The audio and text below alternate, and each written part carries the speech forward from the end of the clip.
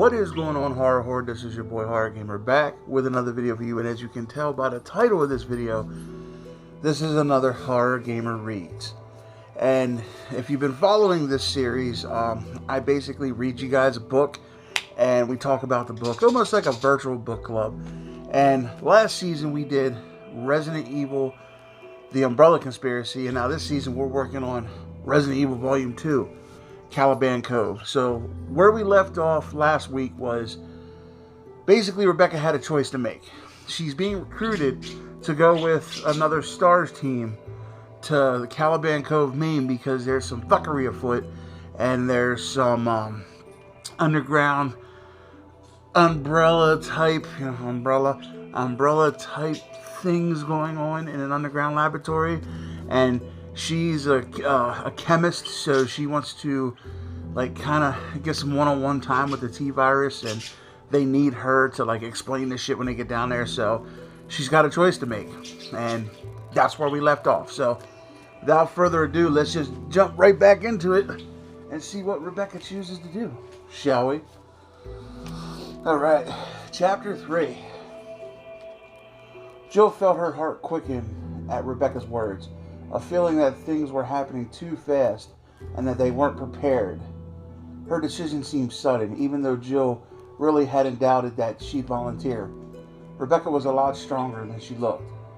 She glanced around Barry's wide, open living room, discreetly noting the reactions of her teammates. Claire's face was strained. Well, Chris's face was strained, his mouth drawn as he stared absently at the map of Caliban Cove, while Barry walked across to one of the living room windows, staring out past the curtain and scowling at nothing in particular. They're worried about her, and maybe they should be. Griffith sounds like a serious psycho, but would any of us have hesitated if we'd been asked to go? It just proved that Rebecca was as committed as they were. Also, no great surprise. Getting to know the young Bravo had been one of the only bright spots in the frustrating days since the mansion had burned. The girl had been unfailingly optimistic about their chances against Umbrella, even after their suspension, and had worked tirelessly to keep all of their spirits up. She was brilliant, too, and yet she never flaunted it or came across as condescending when she was attempting to discuss aspects of the T-virus with them. Rebecca looked a bit distraught herself, glancing around at the three men in the room. Even David Trapp seemed vaguely uncomfortable with her decision, probably because of Rebecca's youth. Men, she's young, she's cute, and she's undoubtedly smarter than all of us put together. But the young and cute part tends to make them overlook the rest. Jill caught her eye and smiled encouragingly. At Rebecca's age, Jill had been a professional thief, and a good one. She was worried about Rebecca too, but only because she'd grown to care about her. The fact that she was a young woman wasn't a reason to underestimate her talents. Rebecca smiled back and walked over to sit by her as David nodded hesitantly at his newest teammate. All right then, good. There's a plane leaving for Bagner at 2300 hours, with a connecting flight to a field just outside of Exeter. I thought we could all go over a bit of strategy here, and then drop by your place on the way to the airfield so you can pack a few things. Rebecca nodded, and after cracking a window open, Barry moved back to join them. Leaning against one arm of the couch, he folded his arms across his massive chest and jerked his chin toward David. You're the strategist, he said, not unkindly. Why don't you start off? The respect between the two men was obvious, making Jill like David all the more. In spite of Barry's screw-ups in the Spencer fiasco, Jill had grown to trust him, something she didn't do easily, and he seemed confident in David Trapp's skills. I don't mean to take over, David said, but I have a few thoughts on how we might approach this situation. I've known about the Stars' betrayal for several days now, though I thought we all might spend a few moments considering our course of action. I realized that this must come as quite a shock. Jill picked up on the same thread of bitterness she noticed earlier on the word betrayal. The fact that the Stars were in bed with Umbrella obviously wasn't sitting too well with Mr. Trout. Probably not with Chris and Barry either. Both of them have more time invested with the Stars than me or Rebecca. Jill was disappointed and angry that the Stars had sold out, but it wasn't going to be a factor in her decision to work at bringing Umbrella down. Her path had been determined on the day that the McGee sisters had been brutally murdered.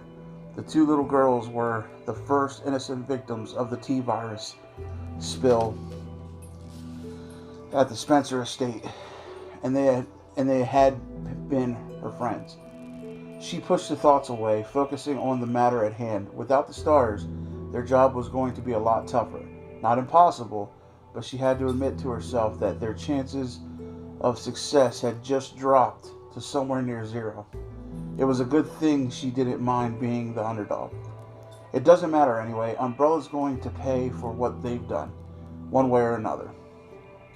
Barry's gruff voice broke the quiet in the room, his gaze thoughtful. Maybe we should go to the press. No local, but someone big, national. David sighed, shaking his head. I thought of that. It's a good idea. But right now, we don't have the proof to make anything stick. Yeah, but at least Umbrella wouldn't move on us with everyone watching. We couldn't count on that, Jill said. If they got to the Stars, they could get to anyone. And without evidence, well, you gotta admit, the story's the kind of thing even the tabloids wouldn't buy. There was a moment of sullen silence, as if her words reminded them of how insane it sounded, how insane it would sound to anyone who hadn't experienced what they've been through. A virus that accidentally turns people into zombies, being used to create unspeakable monsters as living weapons, invented and then covered up by a major corporation that hires mad scientists to experiment on human beings. All it needs is a Nazi war criminal with an atomic weapon. We'd have a bestseller on our hands. Well, what we're talking about before, organizing some of the other Stars, Chris said. I've got a few people in mind. Some of the guys I trained with, and I know Barry's got a lot of contacts. David nodded in agreement. Yes, I think that should be a priority. My concern is how to get in touch with them. The branch offices may already be tapped, and we want to keep Umbrella from learning about our plans for as long as possible. Unfortunately, we won't have use of the Stars' resources for much longer. Maybe we should look for a go-between, Jill said slowly. Someone who doesn't have ties to the Stars. Chris grinned suddenly. I know a guy from back in the Air Force who works for Jack Hamilton now, one of the section heads for the FBI. I don't know much about Hamilton, but Pete's about as honest as they come, and he owes me a favor. Brilliant, David said. Perhaps you could ask him to help you look into the local police as well. Once we have sold evidence from the main facility, we can go to your friend, instigate a federal investigation. It sounded good, but Jill found herself feeling frustrated by the talk. She wanted to act. Waiting for the Stars to contact them had been bad enough. Knowing that Rebecca was going to be risking her life while they waited idly by would be excruciating. You said you had some thoughts about what else we could do, she said. David nodded. Yes. Once we involve the government, it may not come to anything quite so daring. I had been formulating a plan to infiltrate Umbrella headquarters, a risky proposition at best. It seems wisest to work on a smaller scale for now, but I do believe the three of you should drop out of sight as soon as possible. I also think it would be prudent for you to see what you can uncover on Mr. Trent. Though I have the distinct feeling that you won't come up with much, if anything." He smiled a little, and having met Trent, Jill understood his doubts perfectly. Their strange benefactor had struck her as a very careful man. "I get the impression that we'll only find what he wants us to find," David continued, "but it is worth a look, and we'll need to arrange for a rendezvous site after we've..." His soft musical voice broke off suddenly as he tilted his head to one side, listening intently. Jill heard it in the same instant and felt her heart freeze in her chest. A rustling in the bushes outside, the window that Barry had opened. "Umbrella?" "Get down," Jill shouted and rolled off the couch, pulling Rebecca with her as the window shattered. The curtains blown aside in an explosive burst from an automatic rifle. Oh shit, man, they're headhunting now, guys. Umbrella's getting desperate, and they're headhunting. It seems like they're gonna be taking the fight to them. David dove for the floor as bullets riddled the chair he'd been in. Already grabbing for his weapon, tufts of padding floated past his wide eyes as a smoking trail of holes tore across the wall, plaster, and wood flying. Bloody hell! There was a split-second break in the onslaught, just long enough for them to hear a crash of glass breaking from the back of the house. "Barry, lights!" he shouted. But Barry was way ahead of him, the thunder of his Colt revolver drowning out the intermittent spray of machine gun. Boom! Boom! The room went dark as Barry's rounds found their mark. Glass raining down from above. Light still streamed into the darkness from the hall, and there was another haul of bullets from outside. Another hail of bullets. These guys are fucking this place up. Chris scrambled on elbows and knees for the hallway, and in one smooth movement rolled onto his side and took out the additional lights. The living room was now completely black, and the bursts of automatic fire stopped.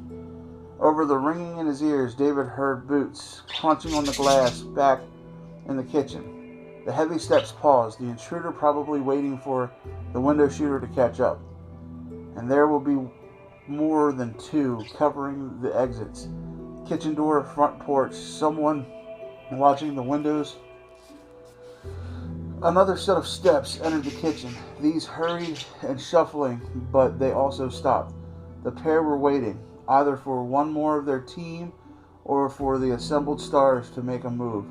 David's thoughts raced independently of him, reflexively considering and rejecting theories and options at lightning speed. We get upstairs, pick them off one at a time, unless they mean to torch the house, so we run straight through them, out the back, except they've got the firepower advantage. Maybe spook eyes, and we'd be moving targets. No contest. All he knew for certain was that they couldn't stay where they were. There was no cover for when the thugs got tired of waiting. There was shuffling movement from the right as Barry's hulking shadow crouched toward him.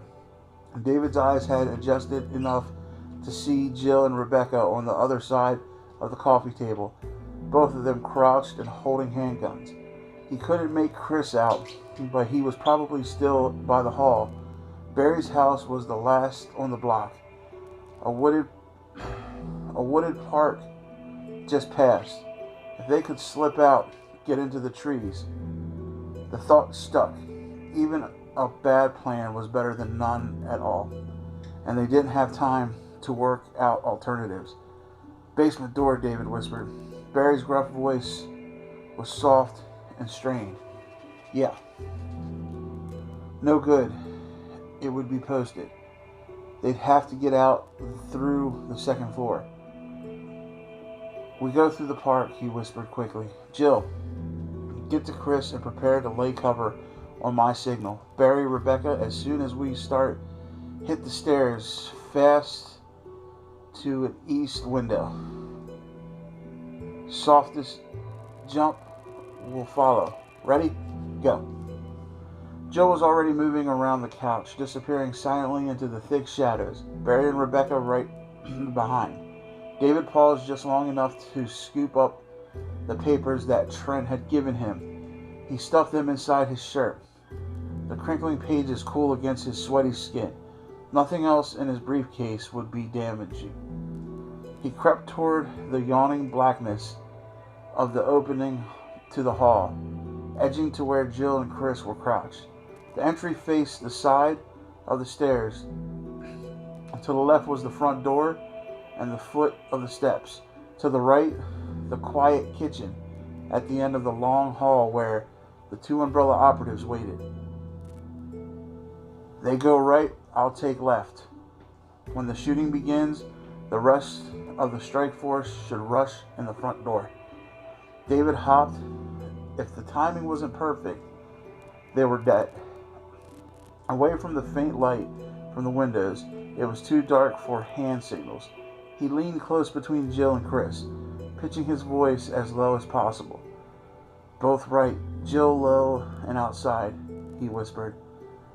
They wouldn't be aiming for the floor, and Chris could use the wall of the entry as a shield. I've got the front door. Keep it up for 6 seconds exactly, no more.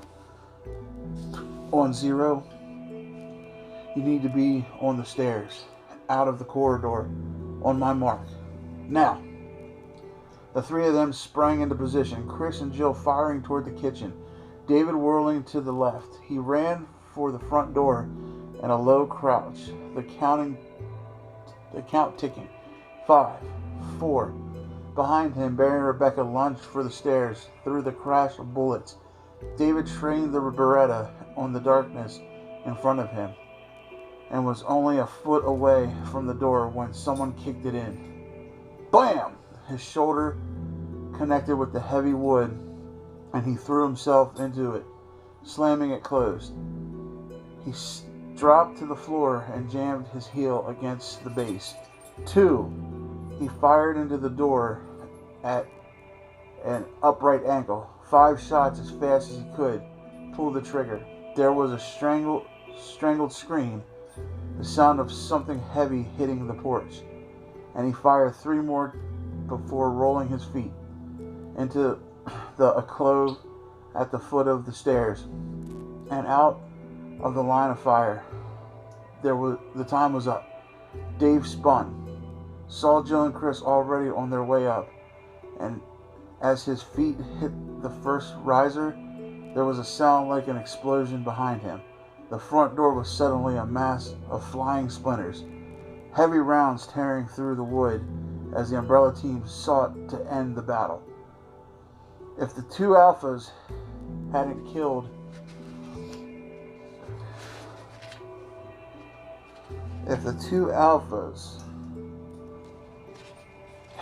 the men in the kitchen, they were surely dead by now. Halfway up the staircase, David turned and fired twice more through the rapidly disintegrating door, hoping he'd brought the stars enough time to escape. 10, maybe 20 seconds before they realized we're gone. It was going to be close. Rebecca stood on the dark landing, her heart pounding almost as loudly as the booming shots that chased Jill and Chris up the stairs. Come on, come on. Barry was to her right at the end of the landing's hall, barely visible by the moonlight that streamed through the open window. Jill was the first to reach the top. Rebecca steered her toward Barry with a touch, Chris following close behind. Bam! Bam!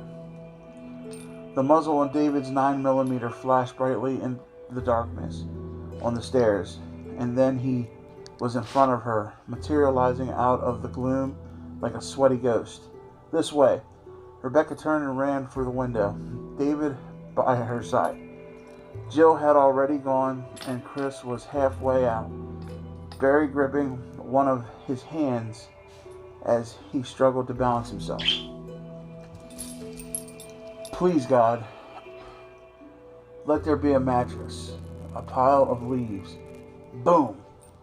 The crash of the front door flying open was followed by heavy footsteps and muffled male voices, angry and commanding. Chris disappeared through the window, and then Barry was reaching for her, his mouth a grim line. She slammed her pistol back in its holster and stepped to the window. Barry's warm hand on her back. Rebecca crawled out onto the sill and looked down. There were hedges against the side of the house, lush and thick, and impossibly far below. She caught a glimpse of Jill standing on the lawn, aiming her weapon toward the front of the house, and Chris looking up at them, his face tight with strain. Don't think, just do it. Rebecca slid out the window, Barry's strong fingers finding her hand. Her shoulder groaned as gravity did its work. Barry leaning out to give her less of a drop, her body suspended in midair. He let go, and before she could feel real terror, she hit the bushes. There was small pain, twigs and branches scratching at her bare legs, and then Chris pulling her out, lifting her easily from the twining hedges. Take the back, he breathed, his attention already fixed back on the window. Rebecca snatched the revolver out as she stepped onto the lawn, turning to face the shadows that made up the backyard. To her left, a dark stand of trees stood maybe 20 meters away, silent and still. Hurry, hurry. There was a thundering rattle of bullets inside the house and a thrashing thump in the bushes to her right. But she didn't turn, intent on her assigned task, a movement by the corner of the house. Rebecca didn't hesitate, sending 2 shots into the thickening of the shadow, Barry's .38 jerking her hands. The figure crumpled, falling forward just enough for her to see that she'd hit a man clutching a rifle, and that he wasn't going to get up again. Never shot anybody before. Move! Chris shouted, and Rebecca jerked her head around, saw Barry climb out of the bushes, and stumble toward them. There was a shout from the window, followed by a burst from an automatic rifle. Rebecca actually felt the bullets hit the ground near her feet, tearing up chunks of overgrown lawn. Dirt pelted her legs. Shit! David and Jill fired back as they ran for the trees, Chris leading the way. The shooter either ducked or was shot. The dull clatter of the rifle fell silent. As they reached the first of the wooded shadows, Rebecca heard the wail of an approaching sirens, followed closely by shouts and running steps across Barry's front porch. Seconds later, there was a squeal of tires. Rebecca stumbled through the brushy copse, dodging between narrow, gnarled trunks, trying to keep the others in sight. The revolver felt too heavy in her slick grasp, and her entire body seemed to be pounding, her legs shaking, her breathing sharp and shallow. Everything had happened so fast. She knew they were in danger, that Umbrella wanted them out of the way, but knowing something wasn't the same as really believing it, as believing that violent strangers would break into Barry's home and try to take their lives. And I may have taken one of theirs instead. The thought that she might have killed someone, she forced it away before it could take hold, concentrating on the pale shape of Chris's t-shirt ahead. Her conscience would have to wait until she had time to think it through. Ahead of them, the thick woods opened into a clearing, playground equipment gleaming dully in the pallid light. Chris slowed to a jog and then stopped where the line of trees ended, turning back to search the shadows for the rest of them. Rebecca caught up to him, Barry and Jill just behind her, all of them breathing heavily and looking as stunned and sober as Rebecca felt. David, where's David? Chris gasped, and as they all turned, Straining to see past the dark reaching branches, Rebecca saw one of the shadows to their left move.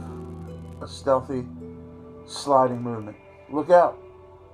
She dropped to the ground, even as she yelled, fresh terror surging through her system, and the shadow fired at them twice. The shots muted compared to the explosive thunder at the house. There was a third shot, louder, closer, and the shadow stumbled and fell, crashing against a tree before collapsing silently to the dirt. Except for the rising moan of sirens, the park was again still. Rebecca slowly raised her head, craning to look over her shoulder, and saw David standing, still pointing his Beretta at the fallen shooter. Jill and Chris were crouched next to her, both of them holding their weapon out, staring around them with wide, searching gazes.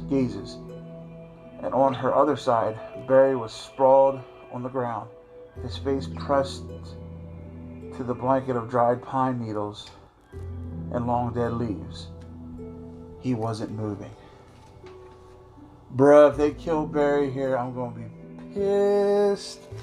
But that was an exciting chapter, guys. So basically, Umbrella said, "Fuck your couch. We're going to come in there and we're going to end this." And it didn't work out in Umbrella's favor. So that was a hell of a chapter, man. This book is actually really, really, really good. I mean, to throw in the fact that now not only are they trying to cope with what just happened not even a couple weeks ago, to now having this corporation hunting them down, also to have Rebecca break from the group to go with this other STARS member to explore another situation like we have in the mansion.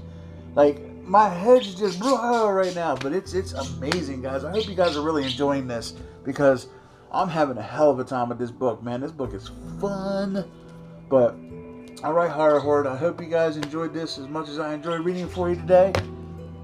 I just want to say to all of you, happy Easter.